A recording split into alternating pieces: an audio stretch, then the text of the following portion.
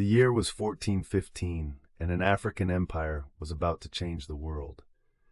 While Europe remained largely medieval and isolated, the Kingdom of Mali had already collapsed into history. What rose in its place was something extraordinary: the Songhai Empire.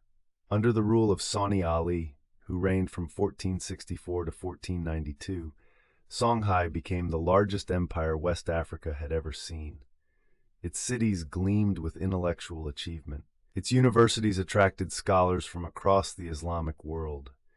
And yet, most people today have never even heard its name. This is the reality of African history.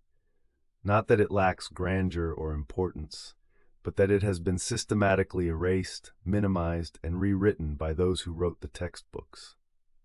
Today we're going to test what you actually know about Africa's incredible past. And I promise you, the truth is far more stunning than the mythology you've been taught. Let's begin with a question. In the year 1324, who embarked on one of history's most legendary pilgrimages? The answer is Mansa Musa of Mali. His journey to Mecca was so lavish, so extravagant, that it destabilized the gold markets of 3 continents. Imagine that. One man's pilgrimage changed global economics. Mansa Musa didn't travel alone. He brought 60,000 people. 12,000 slaves carried 4 pounds of gold each. 4 pounds each. When he arrived in Cairo, the local historians were so amazed they documented every detail. They wrote that his arrival caused inflation throughout Egypt that took 12 years to recover from. But here's what they didn't teach you. Mansa Musa built universities.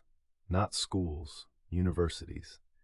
Timbuktu's Sankore Mosque contained a university with over 25,000 students at its peak. The University of Djinguereber, the University of Chinguereber. These institutions had libraries with hundreds of thousands of manuscripts. Scholars debated philosophy, mathematics, and astronomy under the Mali sun, while Europeans were still arguing about basic theology. Now let's test your knowledge on a different continent. In 1906, what African leader unified the Zulu people and created one of the most formidable military forces the world had seen? Shaka Zulu.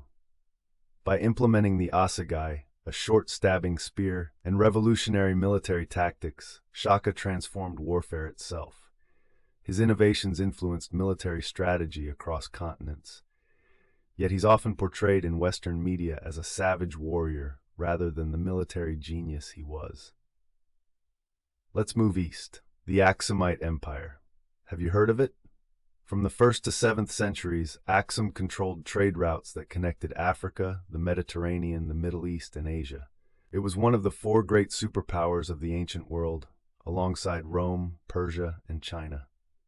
King Ezana of Aksum made Christianity the state religion in the 4th century. The Aksumites minted their own coins. They had their own written script. They were global players on the world stage long before Europe emerged from its dark ages. And what about Egypt? Yes, we all know about the pyramids, but do we understand who built them? African people. The Egypt we think of when we imagine ancient wonders was African.